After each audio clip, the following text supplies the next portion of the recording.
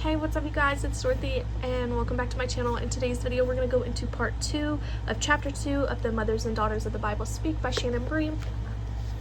So let's get right into this video. This video is going to contain me speaking of the Bible. If you do not wish to continue, I suggest you click off the video now. You have been warned.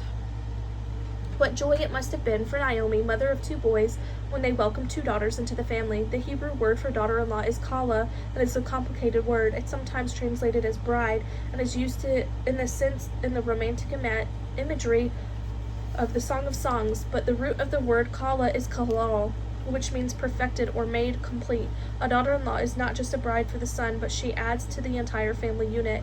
Naomi's daughter-in-laws were her family, and for her to leave them behind in Moab would be to leave a part of her heart there as well. In the touching and beautiful scene of Naomi's departure, we can see the family bond these 3 women had forged and their shared grief and mutual affection. Because she loved her daughters-in-laws, Naomi was unwilling to let them sacrifice themselves this way.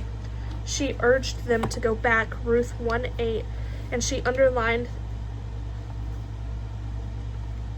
the command by telling them to return to their homes, the homes of their birth mothers, not the mother they had adopted. Start your lives over, she was telling them. Go home and get remarried. Coming with me makes no sense. But Oprah and Ruth refused to listen.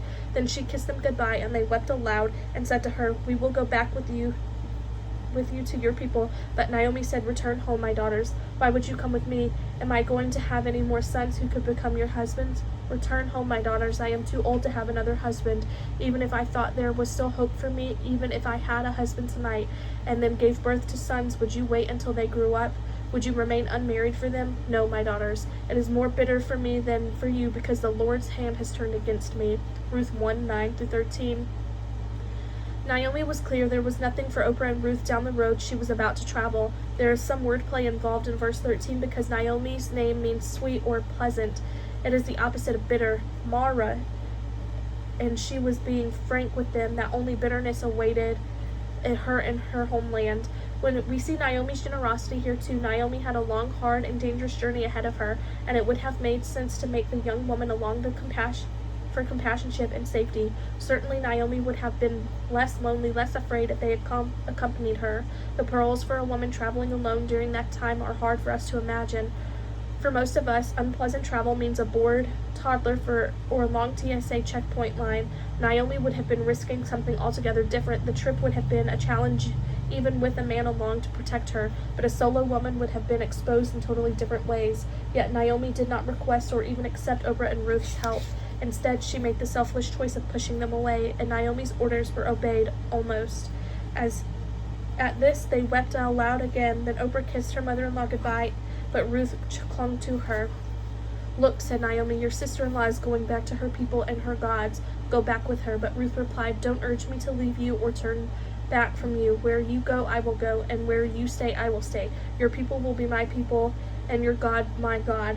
Where you die, I will die, and there I will be buried. My Lord, deal with me, but it ever so severely, if even death separates you and me." When Naomi realized that Ruth was determined to go with her, she stopped urging her. Ruth 1:14-18.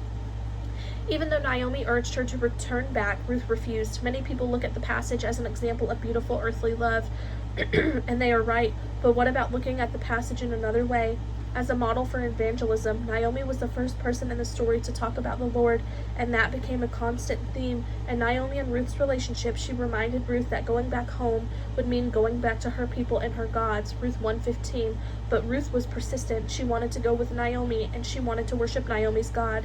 And the ancient Near East religion was very closely linked to nationality and the people's culture. Ruth was consciously leaving all that behind and clearly choosing to align with the God of Naomi and her people.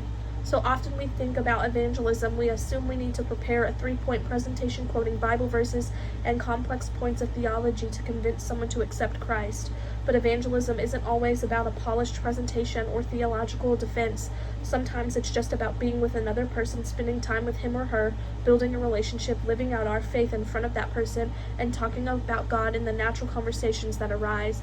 It's easy to see how that could have been what happened as Naomi and Ruth walked through some valleys together, both literally and figuratively.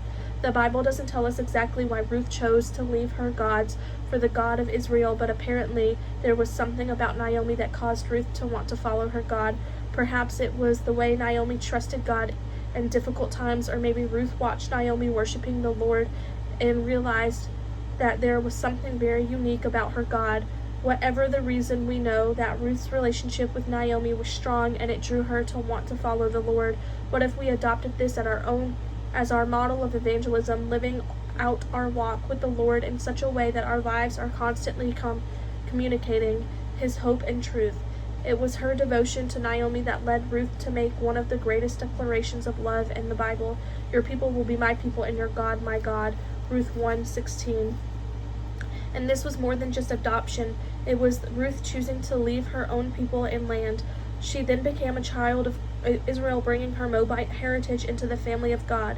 It was a heritage her great-grandson David would later remember, for when he went out for a run from Saul's armies, he sent his family to shelter in Moab. 1 Samuel 22:3-4.